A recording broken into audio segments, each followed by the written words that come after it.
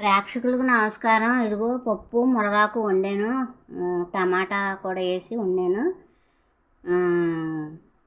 ఇదిగో మునగాకు. మీకు విషయం చేద్దామని ఇవన్నీ చూపిస్తున్నాను.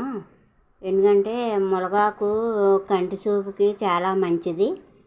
అయితే ఈ మునగాకు ఎక్కువ కోసుకుని శుభ్రంగా కడిగేసుకుని ఒక కాటన్ శారీ మీద ఆరబెట్టేసుకుని ఇంట్లోని ఫ్యాన్ గాలికి శుభ్రంగా బాగా డ్రై చేసేసి పొడిని చేసేసి ఉప్పు కలపాలి. ఇందులోని ఉప్పు కలిపి ఒక డబ్బాలోకి పెట్టుకుంటే ఇలాగా మనం పప్పు వండుకున్నప్పుడు కొంచెం కొంచెం వేసుకోవచ్చు.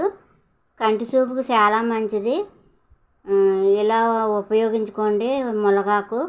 లేకపోతే ఇది మామూలుగా కారపొడి కూడా చేసుకుని వేసుకోవచ్చు. అయితే ఇలాగ పప్పుల్లో వేద్దామని ఇలా పొడిని చేసి ఉంచాను. నేను గమ్ముని పప్పు వండినప్పుడు వేస్తున్నాను. ఇవాళ పప్పు టమాటా వండాను, అందులో వేసాను కొద్దిగాను. మనం ఎలాగైతే మన కడుపులోకి మునగాకు వెళ్ళడం వల్ల కంటి చూపు బాగా మెరుగుపడుద్ది. మరి ఇంకో మంచి మాట చెప్పమంటారా? మనం ఎవరిని చందనాడకూడదు. మనం ఎప్పటికి ఎవరు అవసరం అవుతారో చెప్పలేము. అయితే మనం ఇసిరేసిన రాయే మూలకు తులరాయి అవుతుంది అన్నాడు యేసుప్రభు.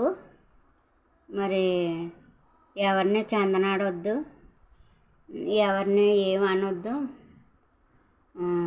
సరే, మంచి మాట గ్రహింతారా?